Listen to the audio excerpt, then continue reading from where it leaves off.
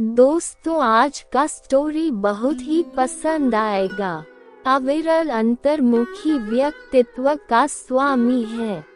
उसे कहीं आना जाना ज्यादा पसंद नहीं, पर अपने एकलौते दोस्त वैभव की जिद पर उसे उसकी बारात में शामिल होना पड़ा।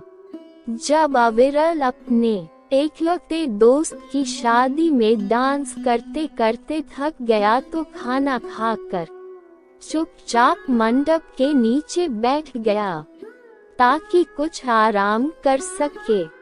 वो तो जनवासे में जाकर चुपचाप आराम ही करना चाहता था, पर अपने मित्र के कारण वो ये करने में असफल रहा।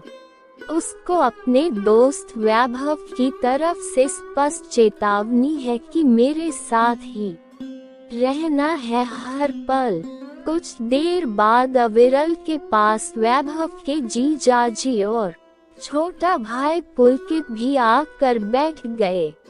वैभव मंडप में बैठा है, तभी पंडित जी ने आवाज लगाई, कन्या को जल्दी बुलाइए, मुहूर्त का समय बीता जा रहा है। उसी समय चूड़ियां की खनक सुनाई दी। उस आवाज ने सबका ध्यान खींचा। वधू एक लड़की के साथ चली आ रही थी। पुलकित बोल उठा, ये लड़कियां कितना शोर करती हैं, ऐसे ऐसे जेवर पहनती हैं कि उनके होने का दूर से ही पता चल जाता है। यदि कोई चुपचाप इनका हाथ पकड़ने की कोशिश भी करे तो सबको पता चल जाए। इस बात पर जीजाजी बोले, बेटा जरा धीरे बोलना, ये बात यदि किसी कन्या ने सुन ली न तो फिर रह जाना अकेले ही, कोई न पटने वाली। फिर ये सुनकर वो हंसने लगे। अविरल भी धीरे से मुस्कुरा दिया। वधू को बैठा कर वो लड़की भी पास में ही बैठे हुए लड़कियों के समूह में बैठ गई। कुछ देर तक शांति रही। थके होने के साथ साथ मौसम भी ठंडा होता जा रहा था, तो रजाई की गर्माहट धीरे धीरे सबको अपने आगोश में लेने का प्रयास कर रही थी। रात्रि अपने इस कार्य में कुछ सफल कुछ असफल होती प्रतीत हो रही थी। तभी एक संगीत सी मधुर खिलखिलाहट ने अविरल का ध्यान अपनी ओर आकर्षित किया। उसने आवाज की ओर देखा तो बस देखता ही रह गया।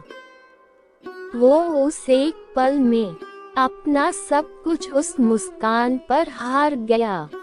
जब बहुत देर तक वो बिना पलक झपकाए ही उस मधुर मुस्कान में खोया ही रहा तो बगल में बैठे जीजा जी को टोकना ही पड़ा लगता है। एक और विकेट गिरा। फिर पुलकित से कहने लगे, चलो भाई, अब तुम एक और शादी में डांस करने को तैयार हो जाओ। बहुत जल्द अपने अविरल जी घोड़ी चढ़ने वाले हैं।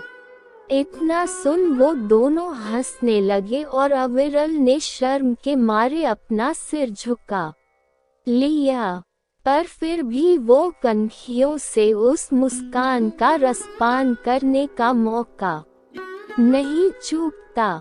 कुछ देर बाद पता नहीं उसे क्या सूझा, वो अपना मोबाइल लेकर मंडप के फोटो लेने लगा। जीजा जी ने कहा भी, अरे यार क्यों परेशान हो रहे हो, फोटोग्राफ है न। पर तभी उसका फोकस उस लड़की की तरफ देखकर बोले, ले लो बेटा, अपने पास भी तो कुछ यादें होनी चाहिए न।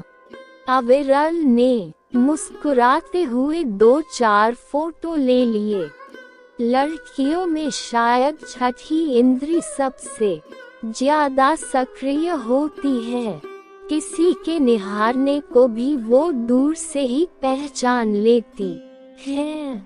शायद उस लड़की को भी इस बात का आभास हो गया और वो वहां से उठकर चली गई। फिर वो लड़की मंडप के नीचे नजर नहीं आई।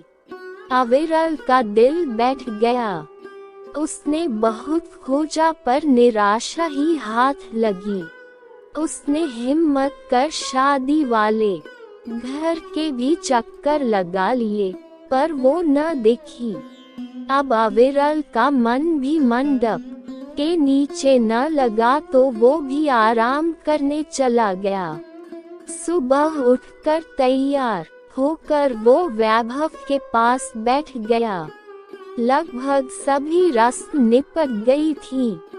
बस कुछ देर में ही विदा की तैयारी होनी थी, पर अविरल का मन उदास सा होने लगा। वो चुपचाप सा अकेला ही बैठा था कि एक चमत्कार हुआ। एकदम से उसकी निगाह सामने की ओर गई। सामने के कमरे में उसने अपनी स्वप्न सुंदरी को पाया। वो वधू और अन्य सखियों के साथ मिलकर हंसी मजाक कर रही थी। उसने अपने को पास खड़े एक पेड़ की ओट में किया और उसके रूप सौंदर्य को अपनी आंखों में उतारने लगा। जब बहुत देर से अविरल किसी को दिखाई न दिया तो उसकी खोज खबर शुरू हुई। जब बहुत ढूंढने पर भी अविरल दिखाई न दिया तो जीजाजी व पुलकित निराश होकर एक किनारे रखी कुर्सी पर बैठ ही रहे थे तो अचानक ही दोनों की नजर अविरल पर पड़ी। दोनों हंसते हुए उसके पास पहुँचे और उसके कंधे पर हाथ रखते हुए बोले, बेटा कब तक यूं ही दूर से निहारोगे? जाकर बात करो तो कुछ बात भी आगे बढ़े।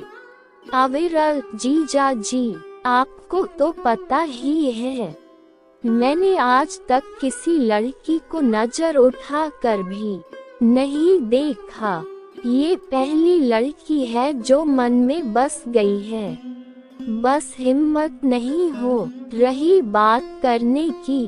जीजा जी हाँ मम्म, चलो तुम्हारे लिए कुछ जुगाड़ करते हैं, पर बात तो तुमको ही करनी पड़ेगी।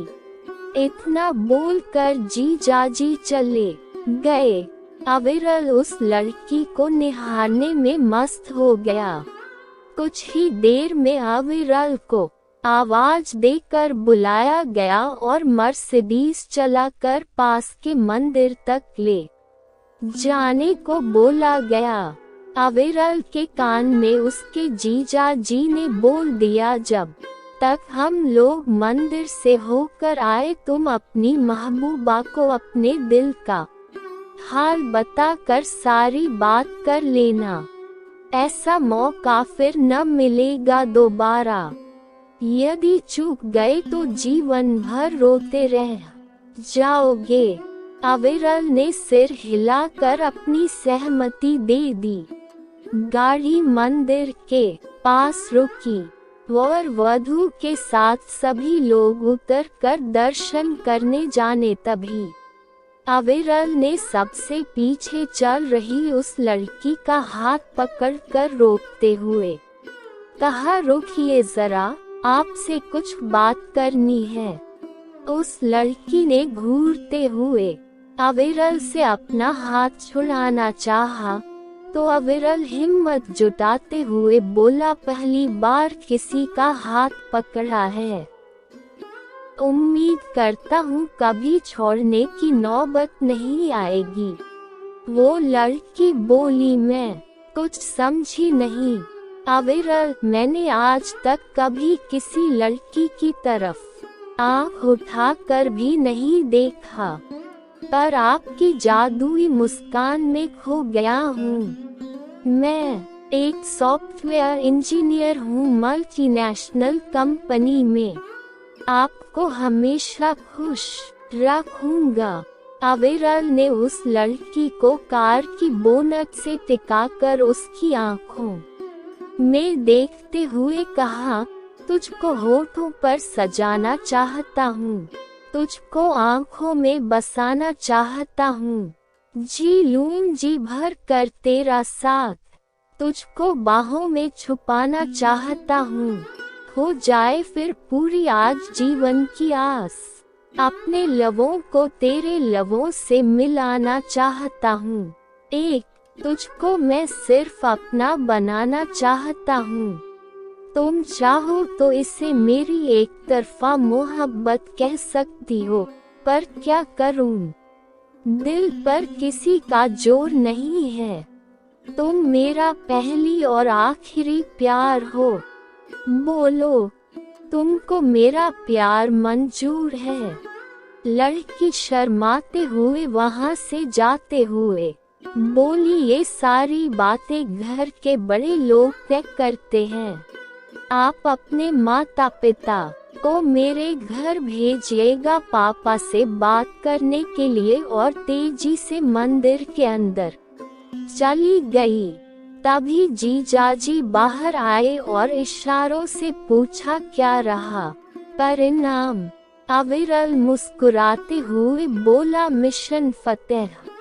जीजाजी खुशी व्यक्त करते हुए बोले, चलो फिर एक और शहनाई की धुन सुनने की तैयारी करते हैं। तो कैसी लगी स्टोरी कमेंट में अपनी राय जरूर देना और हमारे चैनल को सब्सक्राइब कर लेना। धन्यवाद।